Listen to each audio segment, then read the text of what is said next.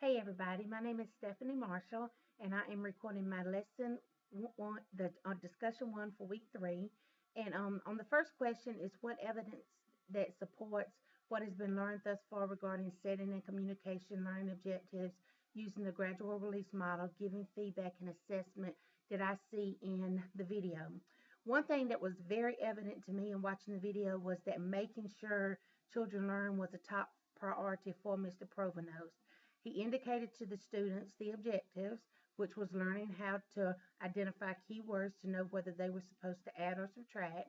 You could also see Mr. Provenos using the gradual release model and giving feedback and making sure the children were assessed. He first talked through with the entire class through the key words so that make sure the students knew what the words were. Then he used technology to reinforce the skill. He used the game entitled The Planet Turtle that was the same for the entire class as far as the classwork.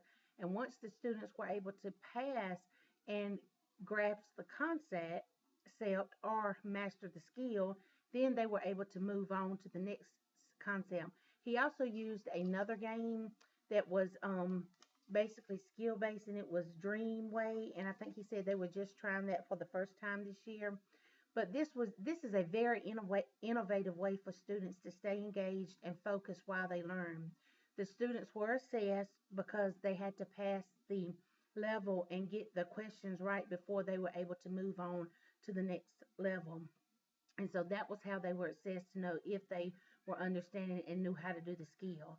The next question was, how does he specifically measure his lesson to incorporate technology, and how does using technology promote differentiation?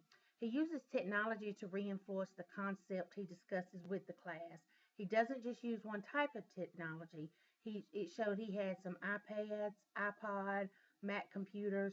So he uses a variety of things and different tools of technology to reinforce the skills.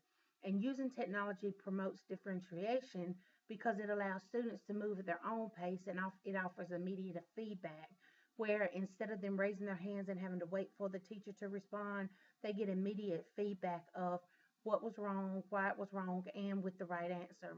This allowed Mr. Provenos to be able to identify students who needed more one-on-one contact with him and help, and it allowed him time to be able to offer that assistance.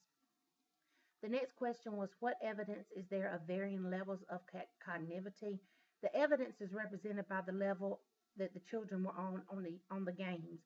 It is also seen when you see the teacher sitting at the table with the small children and giving more small group concentrated help.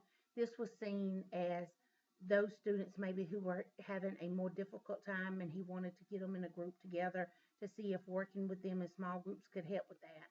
So that was how I was able to see the varying levels of cognition. The last question was, how do you believe this type of learning environment makes students feel about their capabilities with math, and why? Now, I saw a positive and a negative with using the technology and the games for helping with the children's learning environment. I think this type of learning is good in some ways because it is individually self-paced. It allows students who are ready to move on to be able to do so and not become bored and distracted. And it allows students who need some additional help to be able to get individual assistance from the teacher and work in those those smaller groups. And it assesses the children constantly, always making sure that they understand the concept and they understand what they're doing before they move forward. The negative part I see is the level completion and the game concept, that it can be viewed as by children as competition.